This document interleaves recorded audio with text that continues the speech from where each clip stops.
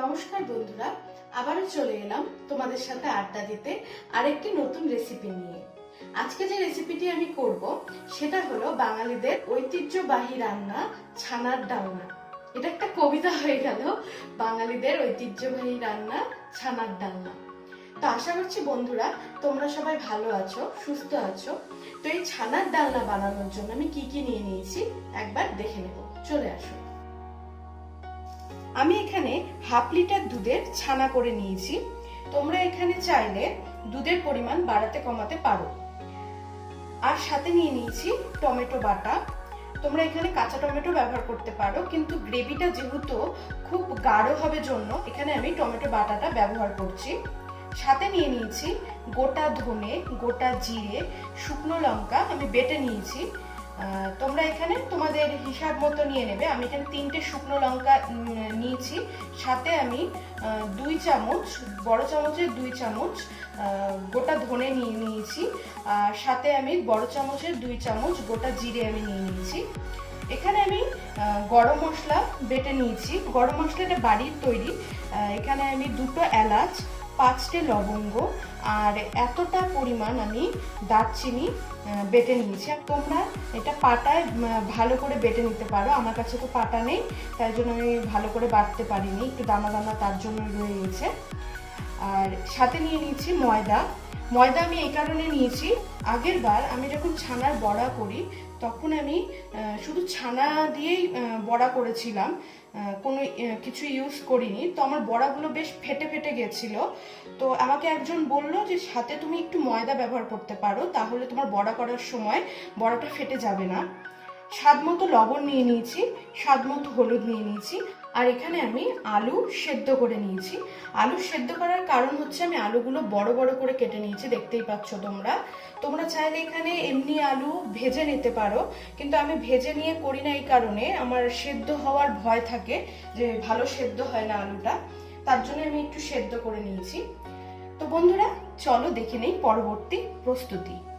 প্রথমে আমি একটু ময়দা দিয়ে আর একটু হলুদ লবণ দিয়ে ছানাটা মেখে নেব। ময়দা আমি ভরে 1 চামচ দিলাম। মাখার পর আমি দেখব যদি লাগে তাহলে আমি দেব। একটু লবণ দিচ্ছি, হাফ চামচ আমি লবণ দিচ্ছি। আর সামান্য পরিমাণ, দেখতেই পাচ্ছ তোমরা, একদম সামান্য পরিমাণ আমি হলুদ দিচ্ছি। এবার আমি একটু মেখে নেই।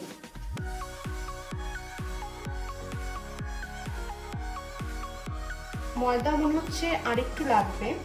তো তোমরা চাইলে ময়দা ছাড়াই করতে পারো, মানে শুধু ছানার বড়া করতে যেহেতু আমার ফেটে যায় বড়াগুলো, তার জন্য আমি ময়দা ব্যবহার করছি। আমি এখানে ছোট চামচে 2 চামচ ভরে ভরে ময়দা নিয়েছি। অনেকে এটা ছানাটা করার পর ভালো করে সুতির কাপড়ে মানে একদম ছানাটাকে চিপে জলটা বের করে নেয় অনেকে, তার জন্য হয়তো অনেকের ময়দাটা লাগে না, কিন্তু আমিও তাই করেছি, কিন্তু তাও আমার ফেটে যায় বড়াগুলো, তার জন্য আমি একটু ময়দা ব্যবহার করছি। তোমরা চাইলে এমনিই করতে পারো যদি তোমাদের বড়াগুলো না ফেটে থাকে। আমার ময়দাটা মাখানো হয়ে গেল। এবারে আমি লেচি কেটে নেব। এই ডোটা ভালো করে মাখতে হবে, নয়তো বড়াগুলো শক্ত শক্ত হবে। যে যেরকম সাইজের বড়া খেতে চাও সেই রকম সাইজের লেচি কেটে নেবে। আমি একটু বড় বড় করেই করব, তোমাদের দেখিয়ে দিই। আমি এখানে একটু 2 হাত ব্যবহার করতে হবে।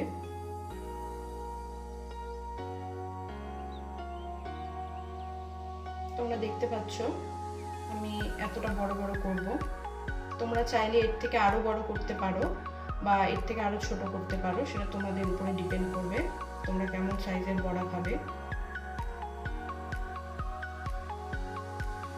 আর একটা কথা বলে দিই, আমি এখানে 4টে মাঝারি সাইজের আলু ব্যবহার করছি। তোমরা চাইলে এখানে কম পরিমাণ আলু ব্যবহার করতে পারো বা আলু নাও ব্যবহার করতে পারো, কিন্তু আমি একটু আলু দিই এর মধ্যে। তোমরা দেখতেই পাচ্ছ আমি লেচি কেটে নিয়েছি। এবার আমি ভেজে নেব। কড়াই গরম করে আমি তেল দিয়ে দিয়েছি। আমি কোনো কিছু ভাজার ক্ষেত্রে এই কড়াইটা ব্যবহার করি। কড়াইটার মধ্যে খুব অল্প তেলেই খুব সুন্দর ভাজা হয়, তার জন্য আমি এই কড়াইটা ব্যবহার করি। তোমরা চাইলে যে কড়াই রান্না করবে সে কড়াই ভেজে নিতে পারো। এবারে আমি একে একে ভেজে নেব।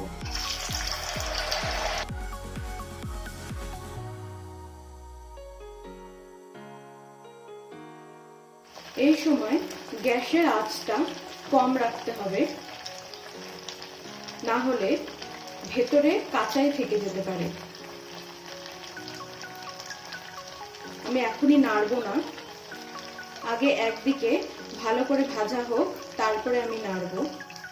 নয়তো আমি আগেও বলেছি তোমাদের যে আমার ছানার বড়াগুলো ভেঙে যায়। আমার একটা সাইড ভাজা হয়ে গেছে, এবার আমি অপর সাইড ভেজে নেব। দেখতেই পাচ্ছ এইভাবে লাল করে ভেজে নেবে। একটা বড়ার সাথে আর একটা বড়া লেগে আছে, এগুলো আমি এখনো ছাড়াইনি, কারণ আমার ভয় হচ্ছে যে যদি ভেঙে যায়। তার জন্য আগে পুরো ভাজা হোক, তারপরে আমি ভেঙে নেব। দেখতেই পাচ্ছ তোমরা আমার ভাজা হয়ে গেছে, এবার আমি তুলে নেব।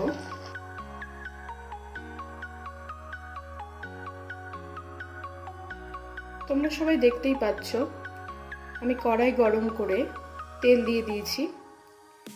আমি সর্ষের তেলেই রান্নাটা করব, তাছাড়া তোমরা এই পুরো রান্নাটা ঘি দিয়েও করতে পারো, তাহলে এই রান্নার স্বাদ আরো বেড়ে যাবে। আমি সর্ষের তেলেই করব। এখন আমি ফোড়ন দেব, দুটো তেজপাতা, দুটো শুকনো লঙ্কা আর গোটা জিরে। তোমরা এখানে চাইলে গোটা জিরে নাও দিতে পারো, কিন্তু আমি একটু দেই। এটা আমি 10 থেকে 20 সেকেন্ড একটু ভেজে নেব।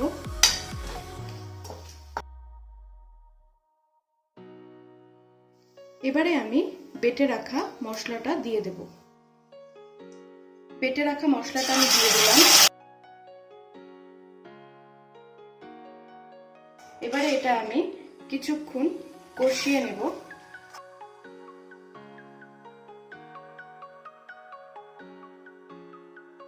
এই রান্নায় এই মশলাটা যত কষাবে তত রান্নাটা স্বাদ বাড়বে। প্রায় 2 মিনিটের মতো আমি এইভাবেই কষিয়ে নেব। তারপরে আমি টমেটো বাটাটা দিয়ে দেব। আমি প্রায় 2 মিনিটের মতো মশলাটা কষিয়ে নিলাম। এবারে আমি টমেটো বাটাটা দিয়ে দেব। টমেটো বাটার মধ্যে আমি একটু জল দিয়েছিলাম, তার জন্যই তোমাদের একটু বেশি মনে হচ্ছে, কারণ মশলাটা যাতে পুড়ে না যায় তার জন্য আমি টমেটো বাটার সঙ্গে একটু জল মিশিয়ে নিয়েছি। তোমরা চাইলে এমনি টমেটো বাটাও জল ছাড়া দিতে পারো।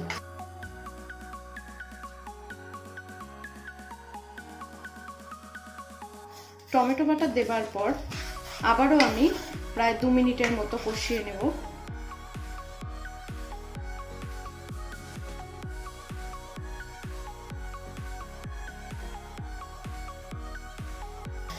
তোমরা চাইলে এখানে লঙ্কার গুঁড়ো ব্যবহার করতে পারো, কিন্তু এই রান্নাটা বেশি ঝাল হলে ভালো লাগে না খেতে।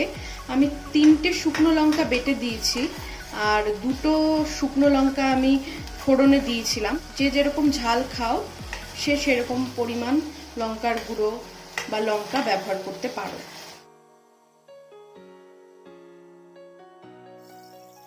এবারে আমি হলুদ আর পরিমাণ মতো লবণ দিয়ে দেব। আমি ছোট চামচের 1 চামচ হলুদ ব্যবহার করলাম। যেহেতু আমি ছানার বড়া যখন করেছিলাম লবণ দিয়েছিলাম, সেইভাবে ভেবেচিন্তে লবণ দিতে হবে। আমি এখানে ছোট চামচের 1 চামচ লবণ ব্যবহার করলাম।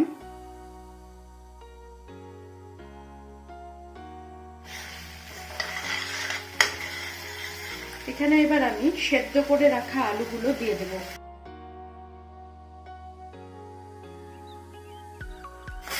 এবার আলুগুলোর সাথে বেশ কিছুক্ষণ একটু কষিয়ে নেব।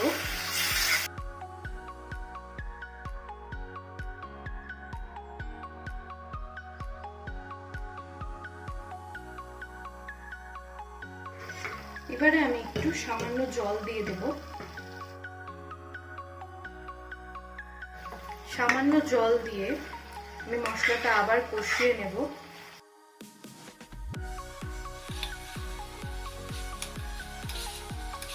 তোমরা দেখতেই পাচ্ছ আমার মশলা দিয়ে আলুগুলো কষানো হয়ে গেছে। এবারে আমি জল দিয়ে দেব। কেউ সামান্য একটু ঝোল রাখতে চায় তো সে আমার মতো জল ব্যবহার করতে পারে। আমি যেমন এটা একটু ঝোল ঝোল রাখবো জন্য আমি এখানে চা খাওয়ার যে কাপগুলো হয় সেই কাপে 2 কাপ আমি এখানে জল ব্যবহার করেছি। এবার আমি এটা প্রায় 2 মিনিটের মতো ঢেকে দেব। প্রায় 2 মিনিট পর ফিরে এলাম। এবারে আমি বড়াগুলো দিয়ে দেব।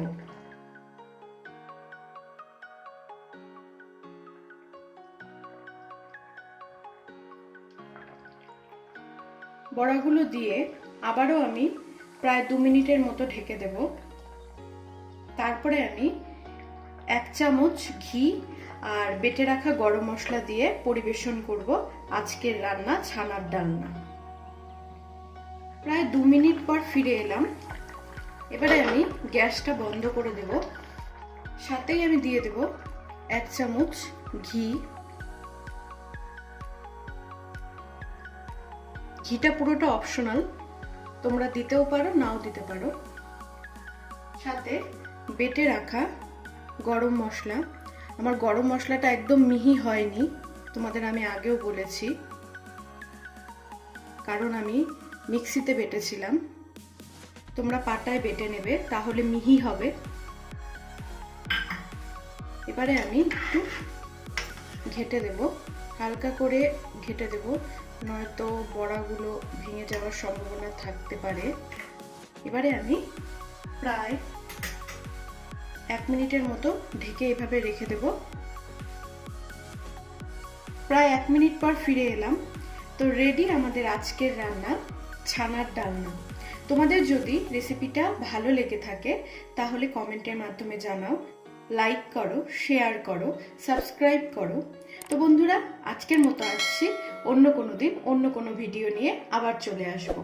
নমস্কার বন্ধুরা।